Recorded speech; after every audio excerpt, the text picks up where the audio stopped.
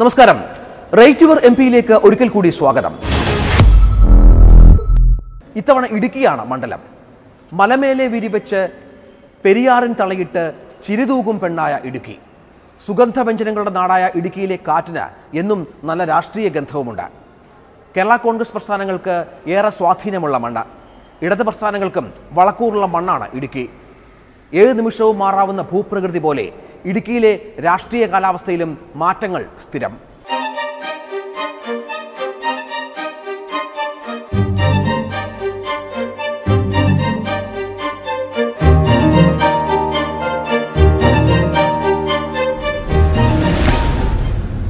കേരളത്തിന്റെ ഊർജ സ്രോതസ്സാണ് ഇടുക്കി. സംസ്ഥാനത്തിന്റെ ഊർജ ആവശ്യങ്ങളുടെ 2/3 ഉൽപ്പാദിപ്പിക്കുന്നത് ഇടുക്കിയിലെ വിവിധ ജലവൈദ്യുത പദ്ധതികളിൽ നിന്ന്. സുഗന്ധദ്രവ്യങ്ങളുടെ കലവറയായ ജില്ലയിൽ പ്രകൃതി സുന്ദര കാഴ്ചകളും ഏറെ. ജനസാന്ദ്രതയുടെ കാര്യത്തിൽ സംസ്ഥാനത്തെ മറ്റിടങ്ങളെക്കാൾ പിന്നിലാണെങ്കിലും രാഷ്ട്രീയ അവബോധത്തിൽ ഒട്ടും പിന്നിലല്ല ഈ നാട്. കുറിഞ്ഞിയും പട്ടയവും കസ്തൂരിരംഗനും ഡാമുമൊക്കെയായി ഇടുക്കിയുടെ രാഷ്ട്രീയ വിവാദങ്ങളെല്ലാം ബന്ധപ്പെട്ടിരിക്കുന്നത് പ്രകൃതിയുമായി. കേരളം ജനാധിപത്യ രീതിയിൽ ചിന്തിച്ചു തുടങ്ങിയ ആദ്യകാലത്തൊന്നും ഇടുക്കി എന്നൊരു ജില്ല പോലും ഉണ്ടായിരുന്നില്ല. കേരളത്തിൽ 5 തെരഞ്ഞെടുപ്പുകൾ പിന്നിട്ട ശേഷമാണ് ഇടുക്കി ജില്ല രൂപം കൊണ്ടത്.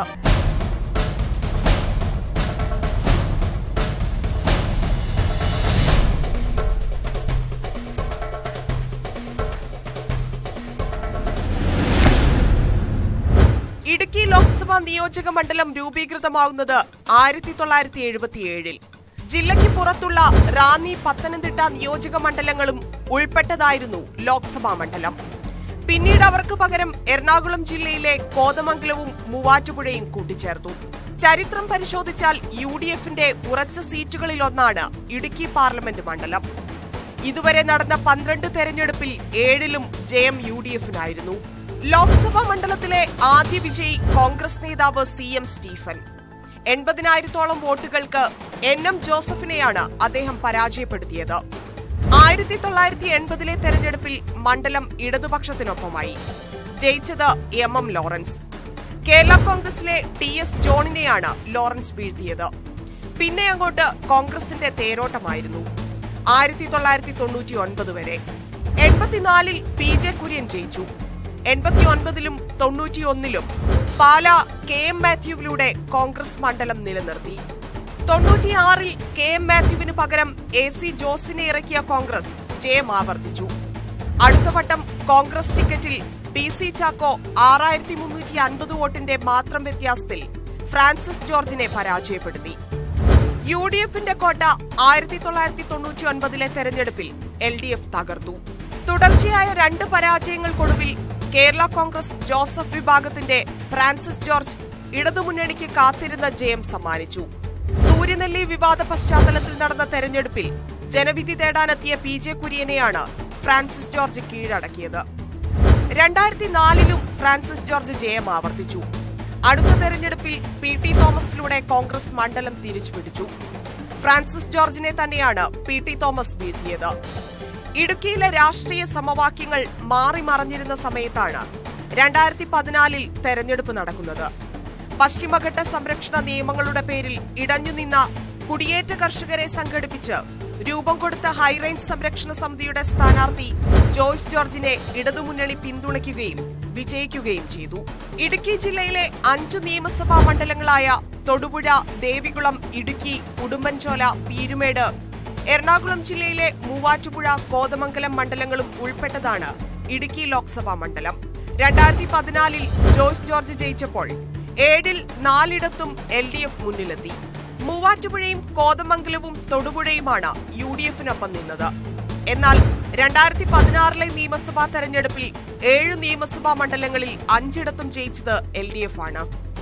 തൊടുപുഴയിൽ PJ ജോസഫും ഇടുക്കിയിൽ റോഷി അഗസ്റ്റിനും മാത്രമാണ് UDF നിരയിൽ വിജയക്കൊടി പാറിച്ചത്. എറണാകുളം, ഇടുക്കി ജില്ലകളിലായി നീണ്ടു നിവർന്നു കിടക്കുന്ന 7 നിയമസഭാ മണ്ഡലങ്ങളാണ് ഇടുക്കി ലോക്സഭാ മണ്ഡലത്തിലുള്ളത്. ഇടുക്കി ലോക്സഭാ മണ്ഡലത്തിന്റെ ചരിത്രം UDFന് അനുകൂലമാണ്. ഭൂരിഭാഗം തെരഞ്ഞെടുപ്പുകളിലും വിജയിച്ചിട്ടുള്ളത് UDF തന്നെ. പക്ഷേ കഴിഞ്ഞ ലോക്സഭാ തെരഞ്ഞെടുപ്പിൽ വിജയം LDFനൊപ്പം നിന്നു. പിന്നീട് നടന്ന നിയമസഭാ തെരഞ്ഞെടുപ്പിലും ഭൂരിഭാഗം മണ്ഡലങ്ങളിലും LDF ജയിച്ചു. ഇതുതന്നെയാണ് ഈ തെരഞ്ഞെടുപ്പിലും LDFന്റെ ആത്മവിശ്വാസം. അതിനൊപ്പം മറ്റു പല ഘടകങ്ങളും തന്റെ വിജയത്തിന് ഒപ്പമുണ്ടായിരുന്നുവെന്ന് ഇപ്പോഴത്തെ MP ജോയ്സ് ജോർജ് വിശ്വസിക്കുന്നു. ഇടുക്കിയിലെ ജനങ്ങളുടെ ഒരു പൊതുവായ ബോധ്യം, അവരുടെ ഇടയിൽ നിന്നൊരാൾ ജനപ്രതിനിധിയാകുകയും അവരോട് പൂർണ്ണമായും നീതി പുലർത്തുകയും ചെയ്താൽ ഇടുക്കിയുമായി ബന്ധപ്പെട്ട വിഷയങ്ങളിൽ പരിഹരിക്കപ്പെടും എന്നത്. മറ്റൊന്ന്, ഒരു ജനപ്രതിനിധി എന്ന നിലയിൽ അവർ ഒറ്റുകൊടുക്കാതിരിക്കുകയും അവരുടെ അവകാശ പോരാട്ടങ്ങൾ അവർക്കൊപ്പം നിൽക്കുകയും ചെയ്യുക എന്നുള്ളത്. ഈ രണ്ട് വലിയ വികാരമാണ് കഴിഞ്ഞ തെരഞ്ഞെടുപ്പിലുണ്ടായിരുന്നത്. അപ്പോൾ അതിന് പറ്റുന്ന തരത്തിലേക്കൊരു സ്ഥാനാർത്ഥി എന്ന നിലയിൽ അവരോടൊപ്പം നിൽക്കുന്ന ഒരാൾ, ഈ മണ്ണിൽ ജനിച്ചു വളർന്ന ഒരാൾ, ഈ നാടുമായി ബന്ധപ്പെട്ടിട്ടുള്ള എല്ലാ വിഷയങ്ങളിലും ഒരു രാഷ്ട്രീയക്കാരനല്ലായിരുന്നെങ്കിൽ പോലും അഭിഭാഷകൻ എന്ന നിലയിൽ നന്നായി നീതി പുലർത്തിയിരുന്ന ഒരാൾ എന്ന നിലയിൽ ആ ഘട്ടത്തിൽ ആ വിശ്വാസ്യത കാത്തു സൂക്ഷിക്കുമെന്ന അവരുടെ വിശ്വാസം തന്നെയായിരുന്നു കഴിഞ്ഞ തെരഞ്ഞെടുപ്പിൽ ഏറ്റവും പ്രധാനപ്പെട്ട ഘടകം. മറ്റൊന്ന്, മാറി മാറി വന്ന കാലങ്ങളിലൊക്കെ UDFന്റെ ഭാഗത്തുനിന്ന് ഇപ്പോൾ കേന്ദ്രത്തിൽ 8 മന്ത്രിമാർ കോൺഗ്രസിൻ്റേതായിട്ടുണ്ട്. അങ്ങനെയുള്ള UPA ഗവൺമെൻറ്റിൽ നിന്നാണ് ഈ മാധവ് ഗാഡ്ഗിൽ റിപ്പോർട്ടും കസ്തൂരിരംഗൻ റിപ്പോർട്ടും, അത് മാത്രമല്ല high range model landscape project, Udumbanchola conservation project എന്ന് പറഞ്ഞൊരു പദ്ധതി, അങ്ങനെ ഇവിടുത്തെ ആളുകളുടെ അവകാശങ്ങൾ കവർന്നെടുക്കുന്ന തരത്തിലുള്ള ഒട്ടനവധി നീക്കങ്ങൾ ഉണ്ടാകുകയാണ്. ആ നീക്കങ്ങൾ ഉണ്ടാകുന്ന എല്ലാ ഘട്ടങ്ങളിലും കോൺഗ്രസിനോടും കോൺഗ്രസ് നേതാക്കന്മാരോടും ഇതിനകത്ത് ഇടപെടണമെന്ന് ആവശ്യപ്പെട്ടു. പക്ഷേ അവരതിനകത്ത് നിഷേധാത്മകമായ നിലപാട് സ്വീകരിച്ചു. അപ്പോൾ അങ്ങനെയൊക്കെ രൂപപ്പെട്ടു വന്ന ആളുകളുടെ ഒരു പൊതു മനസ്സുണ്ട്, ഇത് ഇടുക്കിയുമായി ബന്ധപ്പെട്ട വിഷയങ്ങളിൽ ആരിടപെടുമെന്ന്. അതോടൊപ്പം തന്നെ ഇടതുപക്ഷ ജനാധിപത്യ മുന്നണി, CPM, അതുപോലെ തന്നെ CPI, പ്രത്യേകിച്ച് ഇപ്പോൾ വൈദ്യുതി വകുപ്പ് മന്ത്രിയായിരിക്കുന്ന അന്ന് CPM ജില്ലാ സെക്രട്ടറി ആയിരുന്ന മണിയാശാൻ ഉൾപ്പെടെയുള്ള ആളുകൾ ഇടുക്കിയിലെ ഭൂപ്രശ്നത്തിലെടുത്തിട്ടുള്ള കൃഷിക്കാർക്ക് ഒപ്പെടുത്തിട്ടുള്ള നിലപാടുകൾ, അപ്പോൾ അതും കൃഷിക്കാരുടെ ഇടയിലുണ്ടാക്കിയ ഒരു വിശ്വാസ്യതയുണ്ട്. ഈ ഘടകങ്ങളെല്ലാം ഒന്നു ചേരുകയും അതോടൊപ്പം തന്നെ ഞാൻ ആദ്യം സൂചിപ്പിച്ച ജനങ്ങളുടെ ഒരു പൊതുവികാരത്തിൻ്റെ ഒരു പ്രതിഫലനം അതും കഴിഞ്ഞ തെരഞ്ഞെടുപ്പിൽ ഉണ്ടാവുകയും ചെയ്യുമ്പോഴാണ് കഴിഞ്ഞ തെരഞ്ഞെടുപ്പിൽ നല്ല നിലയിൽ ജയിക്കാൻ പറ്റിയത്. ആ സാഹചര്യങ്ങളിൽ നീതി പുലർത്താൻ പറ്റി എന്നുള്ളതാണ് എന്നെ സംബന്ധിച്ചിടത്തോളം ഈ ഘട്ടത്തിൽ ഏറ്റവും സന്തോഷകരമായിട്ട്.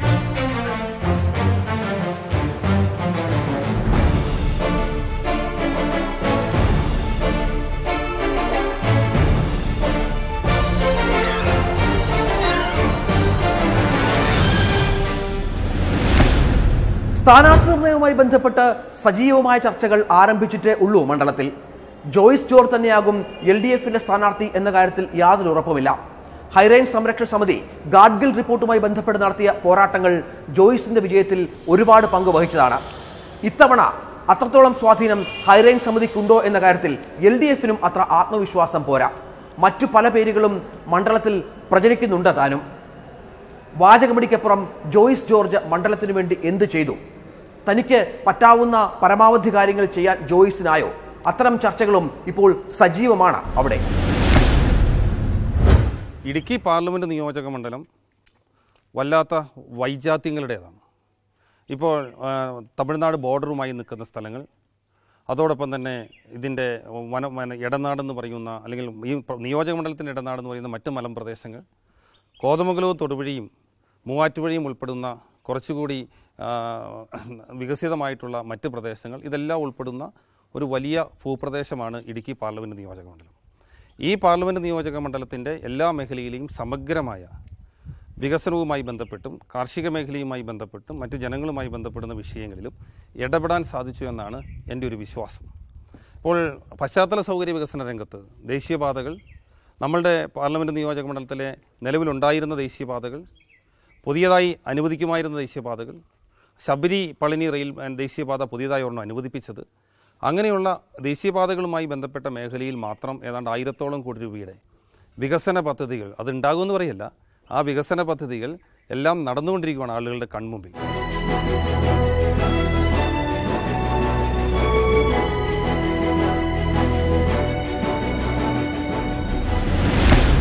അതേസമയം കേന്ദ്ര ഫണ്ട് വിനിയോഗത്തിൽ പരാജയപ്പെട്ട ഒരു MP-യാണ് ഇടുക്കിയിലേതെന്ന് മറുപക്ഷം ആരോപിക്കുന്നു. ചെയ്യാമായിരുന്ന ഒരുപാട് കാര്യങ്ങൾ അനാസ്ഥ കൊണ്ടോ ജാഗ്രത കുറവ് കൊണ്ടോ ജോയ്സ് നഷ്ടപ്പെടുത്തി.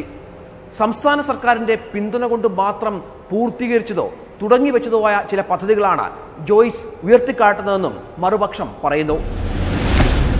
ജോയ്സ് ജോർജ് MP-യുടെ 5 വർഷക്കാലത്തെ ഇടുക്കി പാർലമെന്റ് അംഗം എന്ന നിലയിലുള്ള പ്രവർത്തനം തികച്ചും നിരാശാജനകമാണ്. മറ്റ് പാർലമെൻറ്റ് മണ്ഡലങ്ങളെ അപേക്ഷിച്ച് നോക്കുമ്പോൾ സെൻട്രൽ റോഡ് ഫണ്ട് ഉൾപ്പെടെയുള്ള ഏത് കാര്യമെടുത്ത് ചലഞ്ച് ചെയ്ത് പരിശോധിച്ചാലും ഇടുക്കി പാർലമെൻറ്റ് മണ്ഡലത്തിലേക്ക് അതിൻ്റെ 50% പോലും ഉണ്ടായിട്ടില്ല എന്നുള്ളതാണ് നമുക്ക് മനസ്സിലാക്കാൻ കഴിയുന്നത്. സെൻട്രൽ റോഡ് ഫണ്ട് ഇടുക്കി ജില്ലയിൽ ₹1 പോലും ഇതിനു മുമ്പ് ചെലവഴിച്ചിരുന്നില്ല 2014 മുമ്പ്. അത് CAG റിപ്പോർട്ടാണ്. അപ്പോൾ ആ സെൻട്രൽ റോഡ് ഫണ്ടുമായി ബന്ധപ്പെട്ടിട്ട് 9 റോഡുകൾ നമ്മുടെ നിയോജക മണ്ഡലത്തിൽ പാർലമെൻറ്റ് നിയോജക മണ്ഡലത്തിൽ കഴിഞ്ഞ 4 വർഷം കൊണ്ട് കൊണ്ടുവരാൻ പറ്റിയിട്ടുണ്ട്. 150ഓളം കോടി രൂപ അത് തന്നെയുണ്ട്. സ്വദേശി ദർശൻ സ്കീം ടൂറിസം പദ്ധതിയാണ്. കേരളത്തിൽ ആദ്യം അനുവദിക്കുന്ന സ്വദേശി ദർശൻ സ്കീം അത് ഇടുക്കി പാർലമെൻറ്റ് നിയോജക മണ്ഡലത്തിൽ കൂടിയാണ്. അതിൻ്റെ നിർമ്മാണ പ്രവർത്തനങ്ങൾ പൂർത്തീകരിച്ച് 17-ാം തീയതി കേന്ദ്ര ടൂറിസം മന്ത്രി ഉദ്ഘാടനം ചെയ്യുന്നു. സംസ്ഥാന ഗവൺമെൻറ്റിന് നടത്തുന്നു. അങ്ങനെ ടൂറിസവുമായി ബന്ധപ്പെട്ടിട്ട് വൈദ്യുതീകരണവുമായി ബന്ധപ്പെട്ട് ഇപ്പോൾ പാസ്പോർട്ട് കേരളത്തിലേക്ക് ആദ്യമായി പാസ്പോർട്ട് സേവാ കേന്ദ്രങ്ങൾ അനുവദിക്കുമ്പോൾ അതിലൊന്ന് കട്ടപ്പനയിലാണ്. 2015 ഒക്ടോബർ മാസം 17-ാം തീയതിയാണ് NCC ബറ്റാലിയൻ നെടുങ്കണ്ടത്ത് അനുവദിപ്പിക്കാൻ സാധിക്കുന്നത്.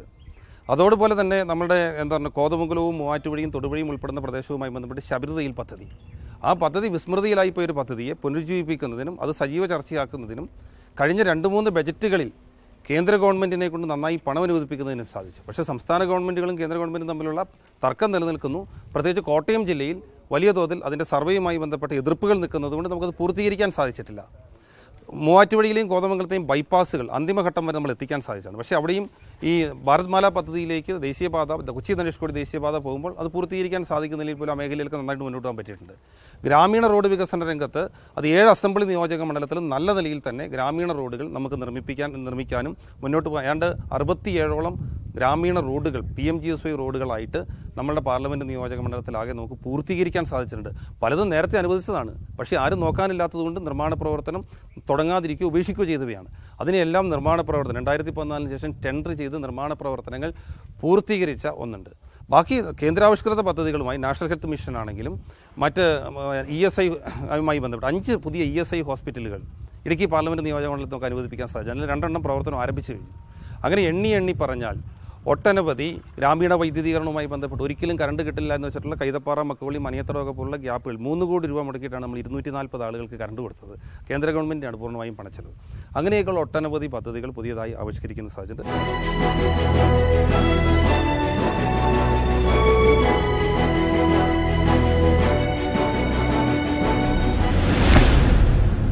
ജോയ്സ് ജോർജ് MP എന്ന് പറയുന്ന ആ MPയുടെ മാത്രമായിട്ട് ഏതാണ് നിങ്ങൾക്ക് ചൂണ്ടിക്കാണിക്കാൻ പറ്റുന്നൊരു വികസനം?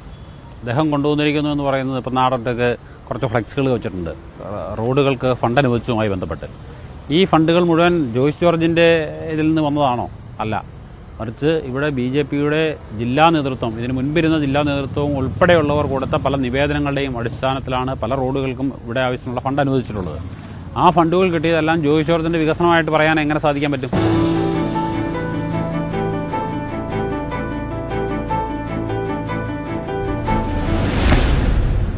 UPA ഗവൺമെൻറ്റിൻ്റെ കാലഘട്ടത്തിൽ തന്നെ ഉണ്ടാക്കിയിട്ടുള്ള പദ്ധതികളുടെ തുടർച്ച എന്ന നിലയിൽ അത്തരത്തിൽ ധാരാളം കാര്യങ്ങൾ MP-മാരെ കോൺസെൻട്രേറ്റ് ചെയ്തുണ്ടാവാറുണ്ട്. അത് ഞങ്ങൾ സമ്മതിക്കുന്നു, അതിനെ ഒന്നും വ്യത്യസ്തമായി തള്ളുന്നില്ല. പക്ഷേ പാർലമെൻറ്റ് മണ്ഡലത്തിൻ്റെ ഗ്രോത്ത് എടുത്ത് പരിശോധിച്ചാൽ ആ കാര്യത്തിൽ മറ്റ് പാർലമെൻറ്റ് മണ്ഡലങ്ങളെ അപേക്ഷിച്ച് ജോയ്സ് ജോർജ് MP തികച്ചും ഒരു പരാജയമായിരുന്നു. ഏത് വിഷയമെടുത്താലും അതിനകത്ത് ഇപ്പോൾ കാർഷിക വിളകളുടെ ഏറ്റവും വലിയ കേന്ദ്രമാണ് ഇടുക്കി. ഏലം പോലെയുള്ള, കുരുമുളക് പോലെയുള്ള, കോഫി പോലെയുള്ള, തേയില പോലെയുള്ള കൃഷികളുടെ വിളനിലമാണ് Idukki. Tea board, coffee board, spices board, rubber board, ഏത് കേന്ദ്ര ഏജൻസികളെടുത്താലും അവിടെയൊക്കെ ഉണ്ടായിരുന്ന മുഴുവൻ ആനുകൂല്യങ്ങളും ഇല്ലാതാക്കുന്ന സമീപനമാണ് ജോയ്സ് ജോർജ് MPയുടെ കാലഘട്ടത്തിൽ ഉണ്ടായിട്ടുള്ളത്. സ്പൈസസ് ബോർഡിൻ്റെ നിരവധി ഓഫീസുകൾ തന്നെ നിർത്തലാക്കിപ്പോയി. റെയിൽവേ സഹായ കേന്ദ്രങ്ങൾ ജില്ലയ്ക്ക് 4 ഉണ്ടായിരുന്നു. ആ 4 ജില്ലയുടെ റെയിൽവേ സഹായ കേന്ദ്രങ്ങളും മാറിപ്പോയി. അപ്പോൾ അത്തരത്തിലൊന്നും ഒരു വികസന കാര്യങ്ങൾ നഷ്ടപ്പെട്ടതുപോലും തിരികെ കൊണ്ടുവരാൻ കഴിഞ്ഞിട്ടില്ല എന്നുള്ള നിലപാടാണ് ഉള്ളത്. പാർലമെന്റിലേക്ക് ആദ്യമാണെങ്കിലും പ്രകടനത്തിൽ കാര്യമായ പേരുദോഷമൊന്നും ഉണ്ടാക്കാതെയാണ് ജോയ്സ് ജോർജ് തന്റെ ആദ്യ ടേം പൂർത്തിയാക്കുന്നത്. പാർലമെന്റിൽ നല്ല രീതിയിൽ കാര്യങ്ങൾ അവതരിപ്പിക്കാൻ സാധിച്ചു എന്ന ആത്മവിശ്വാസം അദ്ദേഹത്തിനുണ്ട്. അത്തരത്തിൽ ഒരു വിലയിരുത്തൽ പൊതുസമൂഹത്തിനുമുണ്ടായി. ഒപ്പം MP ഫണ്ട് വിനിയോഗത്തിലും കാര്യമായി സംഭാവന ജോയ്സിന്റെ ഭാഗത്തുനിന്നുണ്ടായി.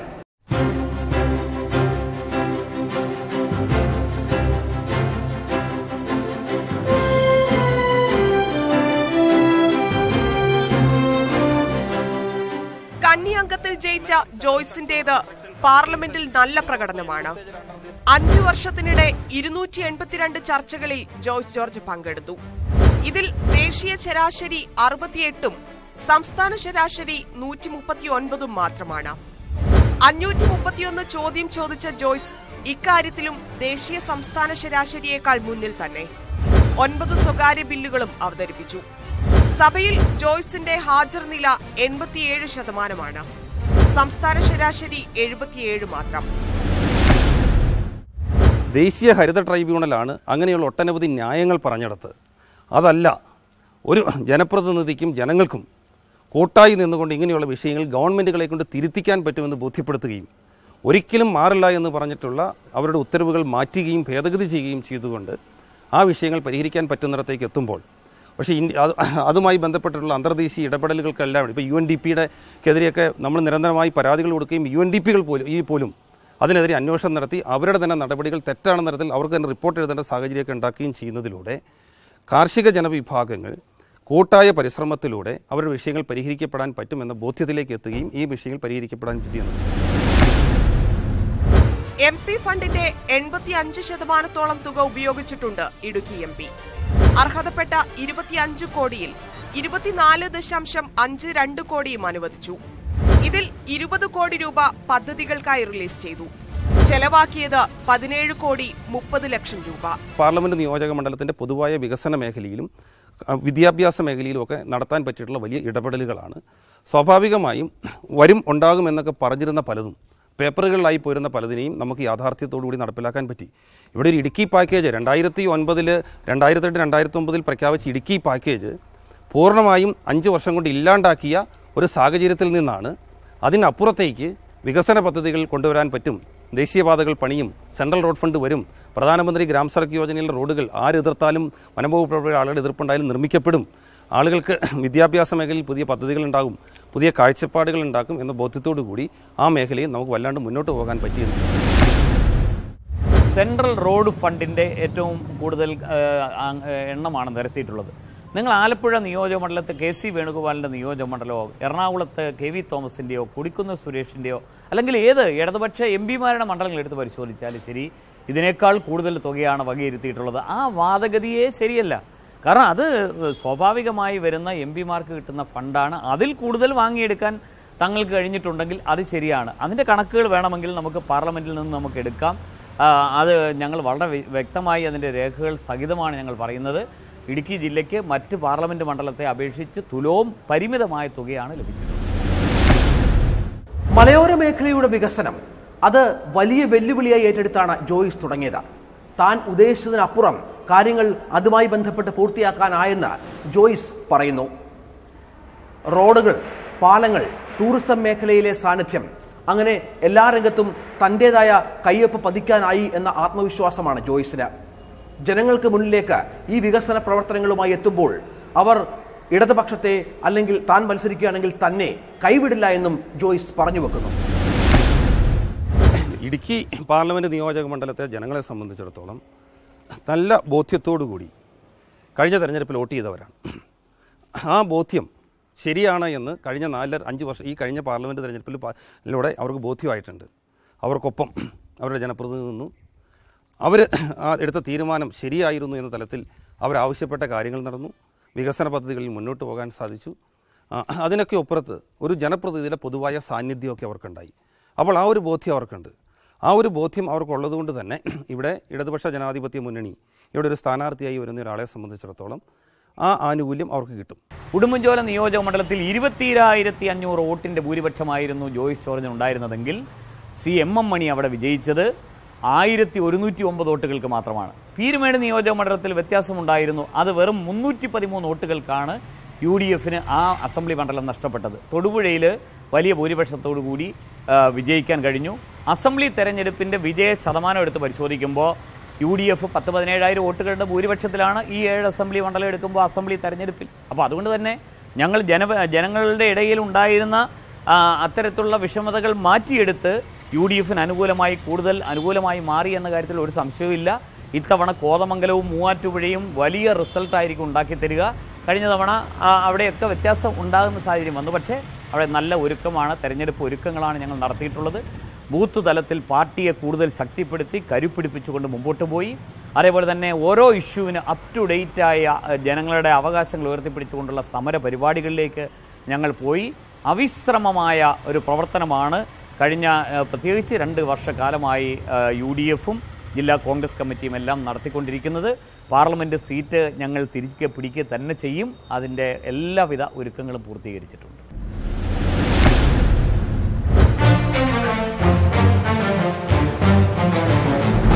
10-8 മാർക്ക് കൊടുക്കാനുള്ള എല്ലാ പ്രവർത്തനങ്ങളും തന്നെ ചെയ്യുന്നുണ്ട്. അവിടെ നിലവിൽ കുഴപ്പമില്ലാത്ത ഒരു അവസ്ഥയിൽ തന്നെ. ഏത് സമയത്തും ഒരു പ്രതീക്ഷിക്കാവുന്ന ഒരു MP ആണ് ഇടുക്കി MP. എല്ലാം വാരിക്കോരി വികസനങ്ങൾ തന്നെ ഉണ്ടെന്ന് പറയുന്നുണ്ട്. പക്ഷേ ഇതൊന്നും ചുമ്മാ വാക്കാല പറയുന്നില്ല, ഒന്നും നടപ്പിലാകുന്നില്ല. ഈ ഇലക്ഷൻ എടുത്തപ്പോഴത്തേക്കും ഈ 2-3 അടുത്ത് വന്നിട്ട് ഉദ്ഘാടനം പുള്ളി പിടിച്ചു ചോദിക്കുക, വിളിച്ച് അങ്ങോട്ട് ചോദിച്ചാൽ പുള്ളി ഉദ്ഘാടനം ചോദിക്കുന്നത്, അവിടെ ഇവിടെ ഫ്ലെക്സ് അടുക്കി വെക്കുക, ഇതൊക്കെയാണ് പുള്ളിയുടെ പ്രതികരണം. MP എന്ന നിലയിൽ പുള്ളി ഒന്നും ചെയ്തിട്ടില്ല. ഈ 5 വർഷം കൊണ്ട് 10 പുള്ളിക്ക് ഒന്നും കൊടുക്കാൻ പറ്റില്ല. നന്നായി വിലയിരുത്തുന്നു. നല്ല പ്രവർത്തനമാണ് കാഴ്ചവെക്കുന്നത്. 10-ൽ 10 മാർക്കുമാണ് ഇടുക്കി എംപിയുടെ പ്രവർത്തനത്തിന്. കാരണം ഇത്രയും വികസനം ഈ ഇടുക്കിയിൽ നടന്ന ഒരു കാലഘട്ടം ഉണ്ടായിട്ടില്ല MP എന്നുള്ള നിലയിൽ. പ്രത്യേകിച്ച് പ്രളയം കഴിഞ്ഞിട്ട് ഇടുക്കി ജില്ല തകർന്ന് തരിപ്പണമായ ഘട്ടത്തിലും MP അതിനെല്ലാം വളരെ നല്ല രീതിയിൽ അത് മേക്കപ്പ് ചെയ്യാൻ വേണ്ടിയുള്ള ഇടപെടൽ നടത്തിയിട്ടുണ്ട്. ഇടുക്കി ജില്ലയിൽ ഒരു MP ഉണ്ട് എന്നുള്ളതിൻ്റെ ഏറ്റവും വലിയ തെളിവാണ് വികസന പ്രവർത്തനത്തിൽ ഏറ്റവും കൂടുതൽ കാലം ഈ ഇടുക്കി ജില്ലയിൽ ഇടുക്കി പാർലമെൻറ്റ് മണ്ഡലത്തിൽ മുഴുവനായ ഒരു വികസനത്തിൻ്റെ ഒരു പുതിയ വെളിച്ചവും ഒരു സന്ദേശവും കേരളത്തിൽ എത്തിക്കാൻ കഴിഞ്ഞു. കേന്ദ്രത്തിൽ നിന്നും വലിയ രീതിയിലുള്ള ഫണ്ട് ഈ ഇടുക്കി 10-ൽ 10 മാർക്കുമാണ് അദ്ദേഹത്തിന് ഞാൻ കൊടുക്കാൻ ഇഷ്ടപ്പെടുന്നത്. ഇപ്പോൾ കിട്ടിയേക്കുന്ന MP ഏറ്റവും നല്ല പ്രവർത്തനമാണ്. അതായത് മണ്ഡലത്തിൽ ഓടി വരുന്ന എല്ലായിടത്തും എത്തിപ്പെടുന്നുണ്ട്. റോഡായിട്ടും ഒത്തിരി കാര്യങ്ങൾ ചെയ്യുന്നുണ്ട്. MP-യെ പറ്റി ചെയ്യാൻ പറ്റിയ എല്ലാ പരിപാടിയും ചെയ്യുന്നുണ്ട്. നല്ല ഞങ്ങൾക്ക് ഇനിയും ഈ MP തന്നെ നിലനിർത്തണമെന്നുള്ള കഴിവ് ഞങ്ങൾ ശ്രമിക്കുന്നുണ്ട്. 10-ൽ MP-ക്ക് 10 മാർക്ക് കൊടുക്കാനാണ് ഞങ്ങൾക്ക് സംഭവം. 10 മാർക്കും കൊടുക്കാം. MP-ക്ക് ഞങ്ങൾ മാർക്ക് കൊടുക്കുകയാണെങ്കിൽ 10 മാർക്ക് കൊടുക്കും. ഞങ്ങൾ ഈ ലോക്സഭാ മണ്ഡലത്തിൽ നിറഞ്ഞു നിൽക്കുന്ന ഒരാളാണ്. എപ്പോഴാണേലും ജോയ്സ് ജോർജ് എന്നുള്ള കാര്യങ്ങളെ കേൾക്കാനുള്ളൂ. നല്ല പ്രവർത്തനങ്ങൾ മെഡിക്കൽ കോളേജിൻ്റെ കാര്യമാണേലും മറ്റേ കേന്ദ്രീയ വിദ്യാലയത്തിൻ്റെ കാര്യങ്ങളൊക്കെ ആണെങ്കിലും ഹോസ്റ്റൽ കാര്യങ്ങളൊക്കെ നല്ല രീതിയിൽ ചെയ്യുന്നുണ്ട്. 10-ൽ എത്ര മാർക്ക് കൊടുക്കും? 10-ൽ 10 മാർക്കാണ്. എൻ്റെ ഒരു ഇതിൽ പറയുകയാണെങ്കിൽ ഒരു 8 മാർക്ക്. ഇടുക്കി MP-യുടെ പ്രവർത്തനങ്ങൾ ഇത്രയും നാളായിട്ട് നല്ലൊരു രീതിയിൽ തന്നെയാണ് കാണുന്നത്. അപ്പോൾ എല്ലാവിധ മെഡിക്കൽ കോളേജിൻ്റെ പണികൾ നടക്കുന്നു. പിന്നെ അത്യാവശ്യം റോഡുകളൊക്കെ അത്യാവശ്യം ശരിയായിട്ടുണ്ട്. ഇനിയിപ്പോൾ റോഡുകൾ ശകലോട്ടൊക്കെ ശരിയാകാനുണ്ട്. പിന്നെ ആശുപത്രിപ്പടിയുടെ ഈ മെഡിക്കൽ കോളേജിൻ്റെ അങ്ങോട്ടുള്ള വഴി ഇതുവരെ ശരിയായിട്ടില്ല. അതിങ്ങനെ ഇപ്പോഴും പൊട്ടിപ്പൊളിഞ്ഞ് കിടക്കുകയാണ്. MP-യുടെ ഇത്ര നാളത്തെ ഇത് നല്ലൊരു ഇതായിട്ടാണ് ഞങ്ങൾ കണക്കാക്കുന്നു. 10-ൽ എത്ര മാർക്ക് കൊടുക്കും? 10-ൽ ഒരു 8 മാർക്ക് 9 മാർക്ക് കൊടുക്കാം. റൈറ്റ് യുവർ MP-യുടെ ഇടുക്കിയിലെ വിശേഷങ്ങൾ പൂർണ്ണമാവുകയാണ്. ഇനി വരുന്ന എപ്പിസോഡിൽ നാളെ തന്നെ മറ്റൊരു മണ്ഡലത്തിലെ MP-യുടെ പ്രകടനവുമായി നമുക്ക് കാണാം. തൽക്കാലം നമസ്കാരം.